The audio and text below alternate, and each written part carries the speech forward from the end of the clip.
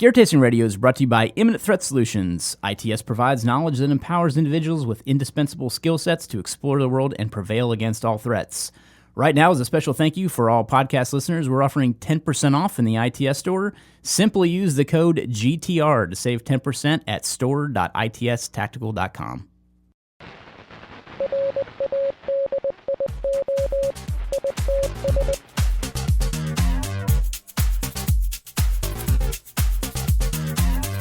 Welcome to Gear Tasting Radio, where we offer an in-depth look into the usage and philosophy behind the equipment in our lives. I am joined today, as always, with Rob Anderson. Hello. And myself, Brian Black. Today, we are going to be talking about our experience with a recent achievement in our lives. Definitely. Which is getting our ham radio license, technician license. So yes.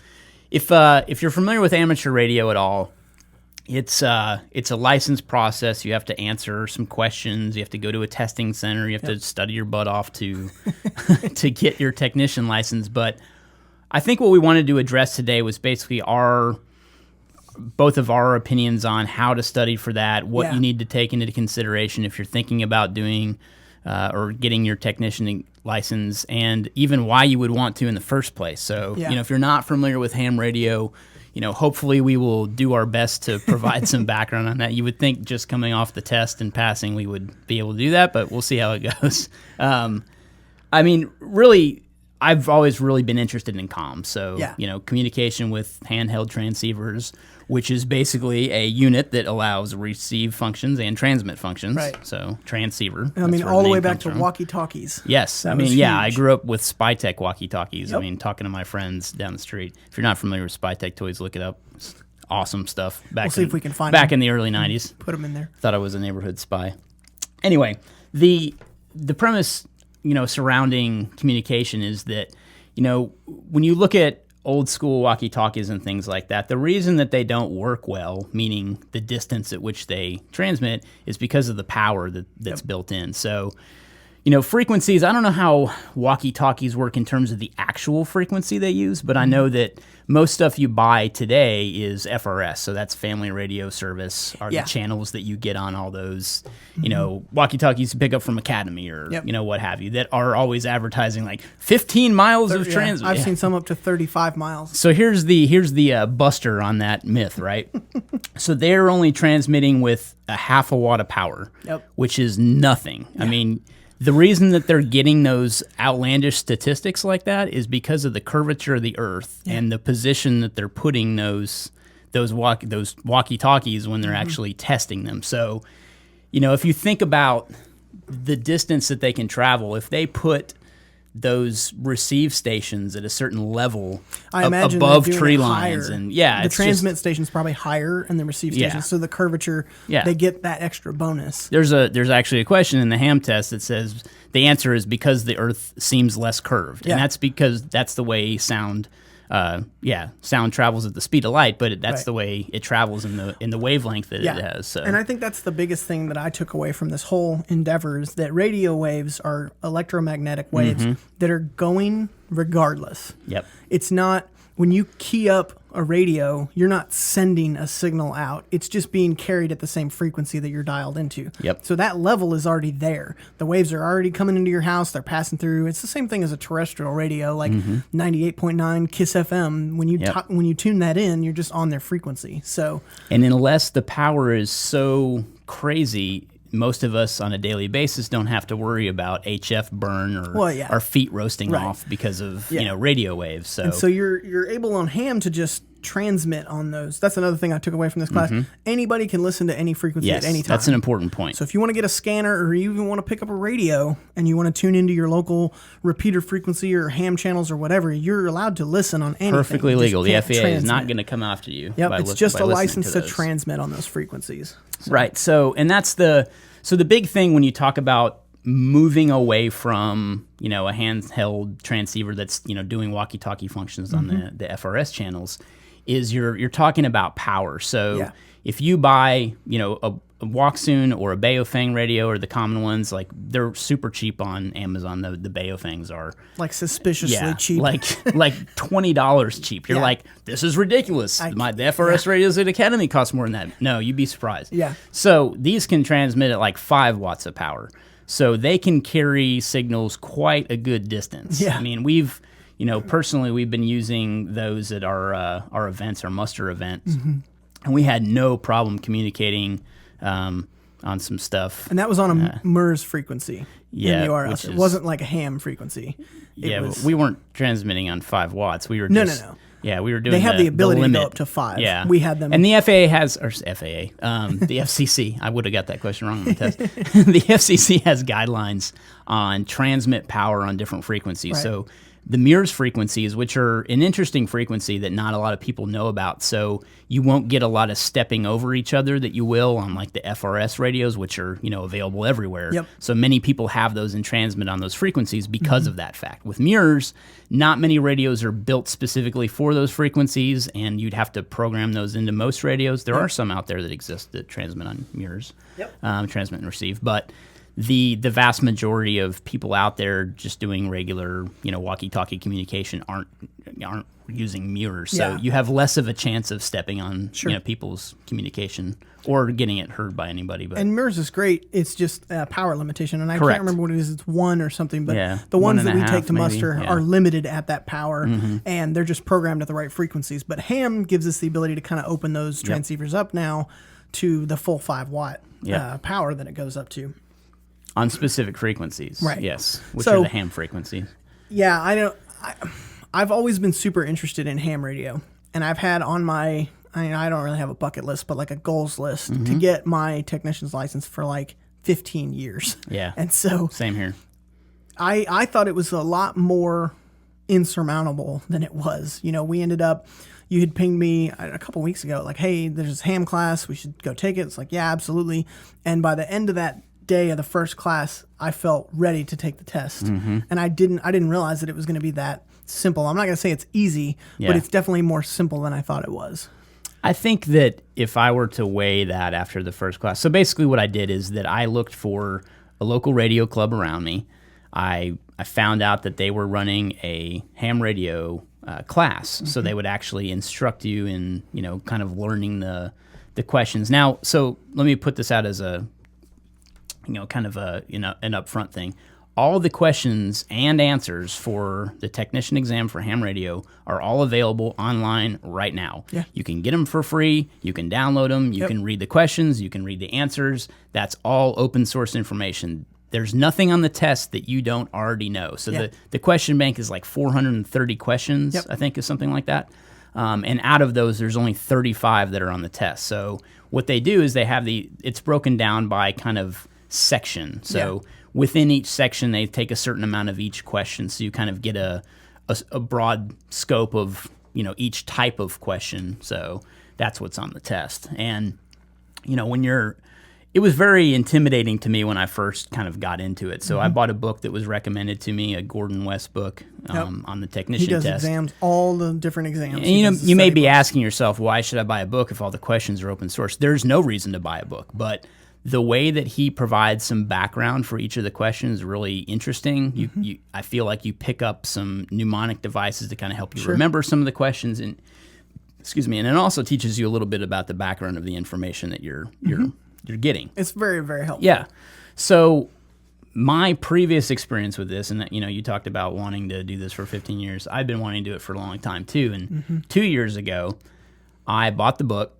I read through most of it. It was like kind of one of those. Yeah, I thought, well, I'm 2/3 of the way through the book, so I should be able to pass 2/3 of the questions. I only need to get totally makes 20. Sense. What was it? 26 out of 35. 26 out of 35. Right. I was like, I can do this. It's not a big deal.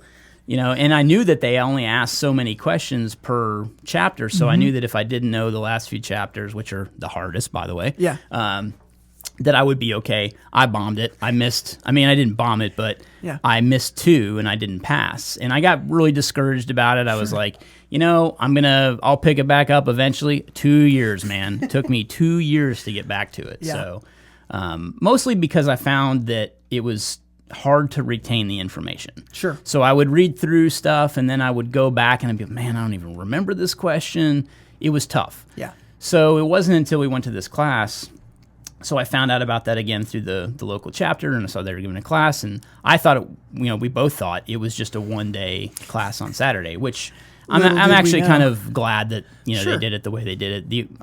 We both have our gripes about it, but again, it was free. So that's the thing about ham radio that I just want to preface this part with a little bit, is that it's not anything that you can commercially teach. So you can't be paid to communicate on ham radio channels. Yeah. You can't be paid if you're broadcasting on ham radio, it cannot be paid at all. And you can't even talk about commercial things. Yeah, you can't say, hey, can you tell the secretary I'm going to be late this morning or whatever. And so I'm not sure as to the legality of actually teaching a class on it, but I think a lot of the radio clubs do them for free just to kind of gather new members. And it's such a great thing. And if you are getting into this, you should check out a local radio club because having a community around, you're going to need people to talk to, because when you get your license and you get your radio out, you're not going to have anybody to talk to, and that sucks. And they say that's when the real learning starts, but there's still plenty of learning you have to do beforehand. Oh, absolutely. And I think all of this stuff is referential, so you're going to get the book if you pick up the study guide. You can also pick up a copy of the Part 97 Rules and Regulations for the FCC. Which I don't recommend reading. It's just very boring. It's very boring, but it's great for reference if you're looking at, okay, I'm on 10 meter, how much can I transmit? You can it's great to have by your station when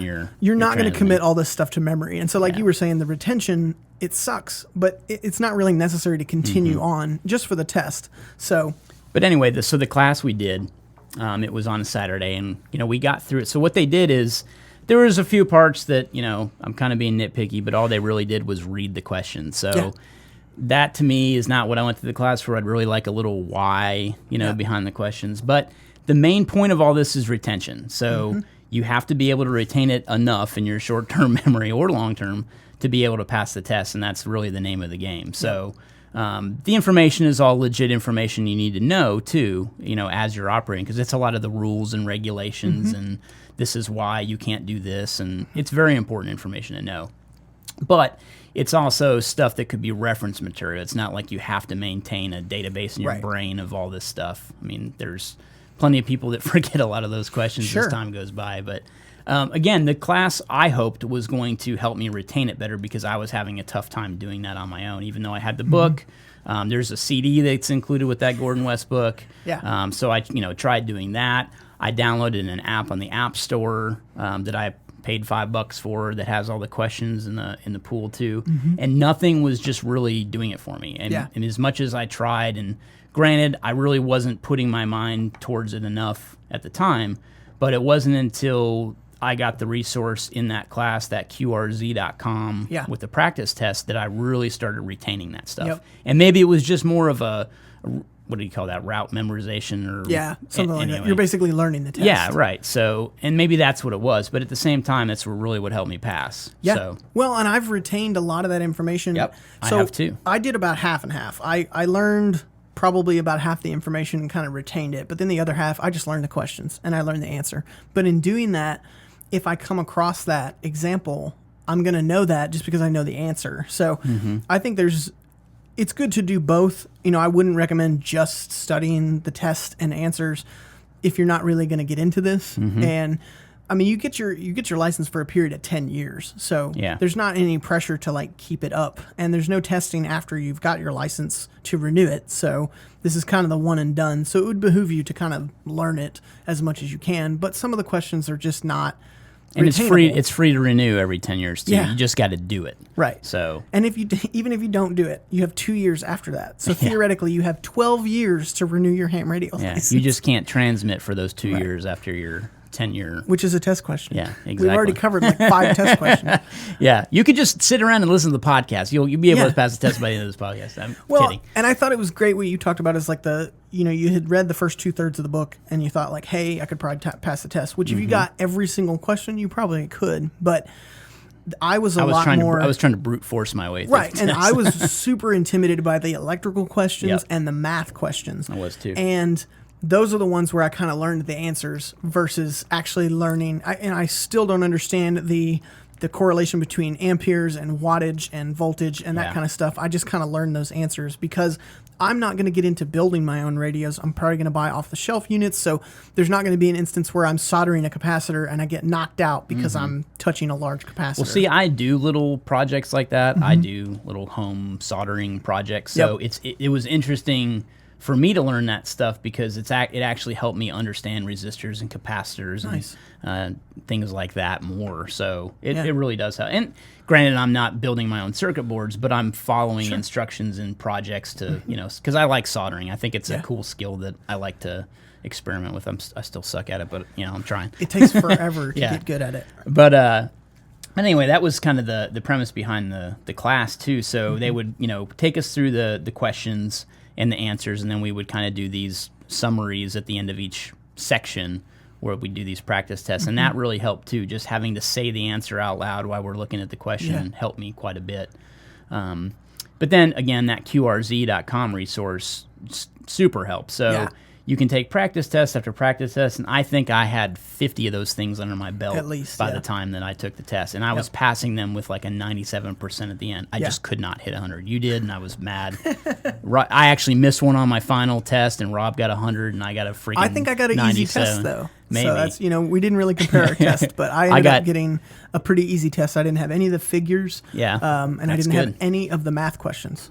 So none of the divided or multiplied. I had to do a little math. Yeah, so I mean, I kind of got an easy test, but you're talking about the sections, and that's something I found super helpful was to go by section, and you can do practice tests on that QRZ just on the section. Yeah. So you'll cover all 12 questions in that section, and when you can kind of repeat those and just keep going until it's old hat, and then it keeps a little counter in the left-hand corner that tells you how many of the questions you've seen, and when you've seen all the questions and you've got them all right, now you can really start to get through the all 426. And the people doing the instructing in our class said that when you can pass those practice tests with like 80 to 85%, you should be fine on the test. So and I think so too. I wanted to, the freaking perfectionist in me wanted to be at 100%. And that was my goal. And that's the only, I wasn't nervous for I'm still failing. upset. I'm still upset that I did not get 100. Not just on the final, but on one of those damn practice tests. I just could not do it. I was going to be really upset if they didn't tell us if it was just pass or fail. Yeah. I was like, no. I want to know how many I missed. It is pretty funny though that on the final I missed one too. So anyway. But and it's representative of my and at the end of the day, it's a test. pass or fail. So if you're above 80%, you should be good on the test. Yeah. I mean, that's not to say that you get every question that you suck at, but and you can always retake. The test costs $14. Yeah. And so the other thing with ham radio is that, yes, it can be an expensive hobby, but for people just getting into it, it's actually relatively inexpensive when it comes to hobbies. I think the book costs $21 and the test was $14. You buy a Baofeng for $20 on So Amazon. You all upgrade. in- You really need to upgrade that antenna too. So you're at probably $50-$60 to be transmitting, and I mean to be transmitting to like the space station level transmitting, because it's which a 2 is meter. that's actually on my bucket list. I'm going to beam a signal to the space station and get it back, and that's on my bucket list. Yep, So. and that's something that even the technician license enables you to do. So they have 3 license classes. It's technician, general, and extra. And all those above licenses do is give you the ability to transmit on more frequencies. So technician, you can transmit on a ton of frequencies, including the one that the ISS is on. So if you're just looking to dip your feet, technician is the way to go. I would say, so my primary reason for getting into it is not the whole bucket list space station thing. It's really to be able to have emergency communications if the grid goes down or the power goes out or something like that happens, which I guess is the same thing. Anyway, it's to have emergency communications. That's what I want it for. And I want to have it in my vehicle. I want it to be in my wife's vehicle. I want us to be able to both be able to hit repeaters and, be able to communicate, which, she'll have to get her license eventually too. It's just, she's going to have to deal with it. Yeah. I'm working my way there. I have a CB radio in her car now, and that's it took me a lot to even be able to put that in there without her griping. She still gripes about it all the time. Just slowly slip questions. I don't even use this crap. Why is it in my car? I'm like, you just need it. Yeah. You will one day. Yeah.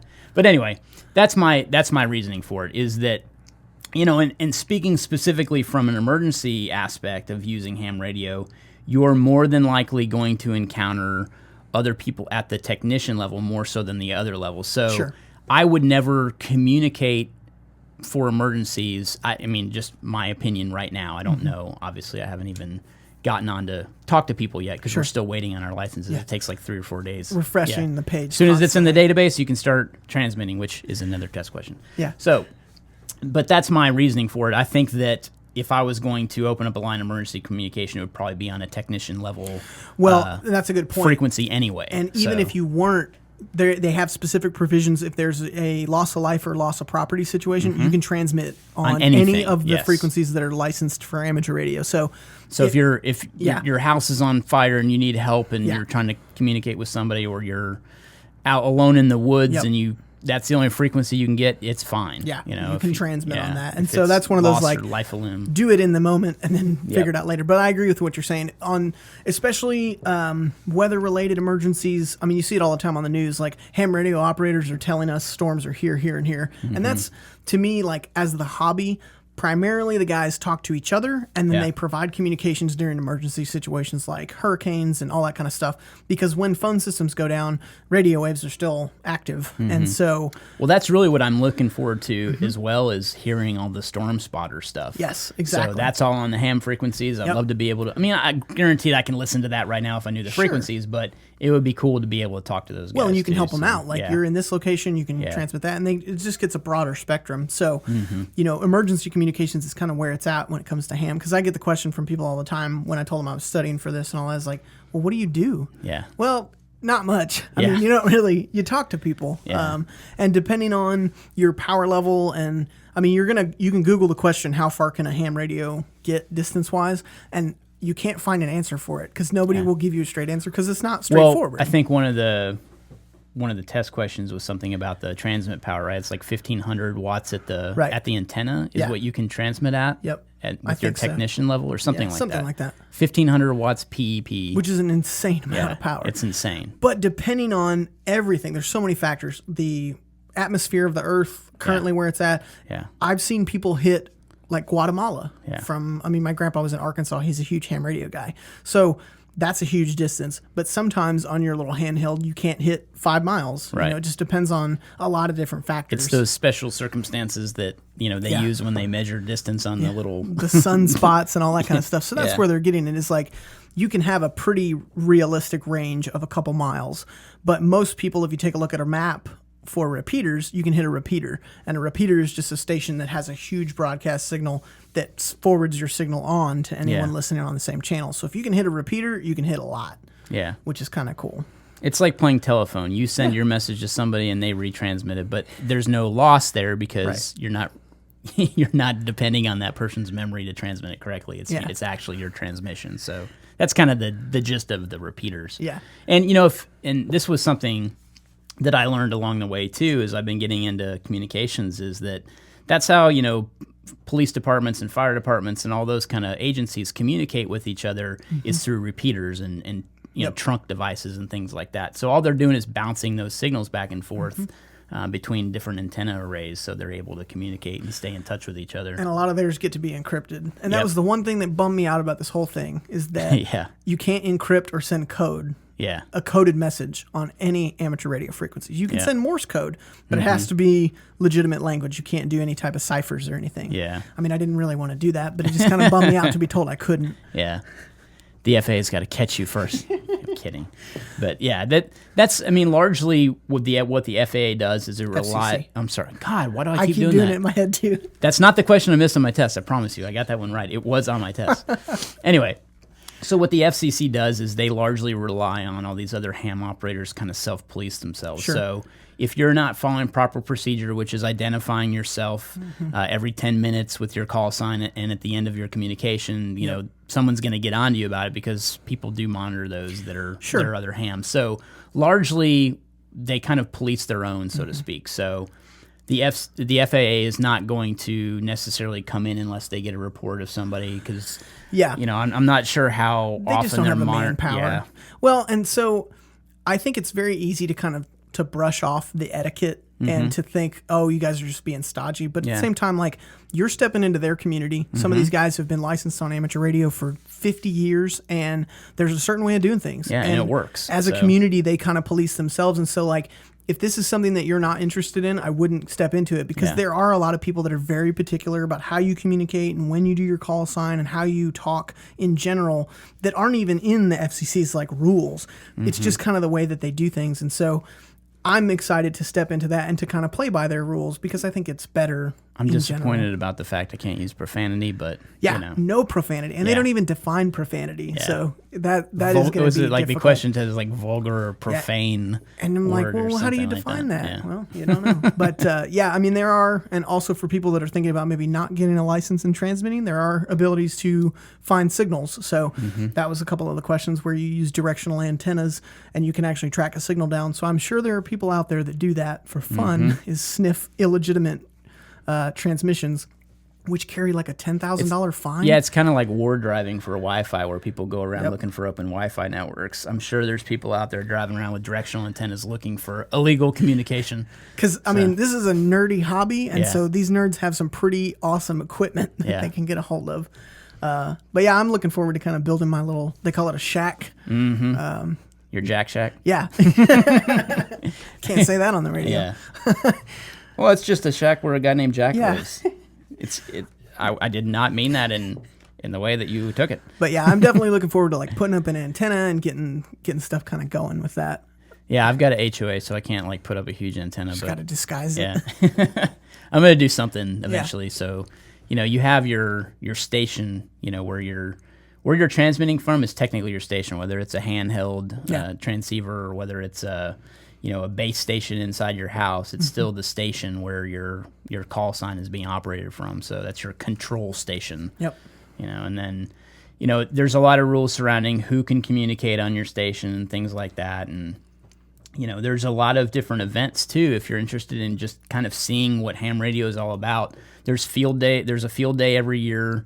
And other clubs have their own kind of events and field days. So there's always someone that'll kind of tell you about it if you go to one of those club meetings. And that's why joining a club is a great thing. Yeah. And once again, getting back into the cost of the hobby, I think club dues that I've seen of like $30 a year. Yeah. Which is like, I mean, for under $100, you could get in, get a radio, get a club, and be an active part of the community. Because again, it's not a business; you can't make money on it. Right. So I mean, I think that what at least our club that we went to for the testing procedure, I think that their dues go to pay for their repeater. It's not the actual running of the club or whatever. They're just paying for equipment and stuff like that. Yeah, because they borrow the space from the local fire department, so they've got a training classroom that they allow them to use. So there's no real cost for them to run the club.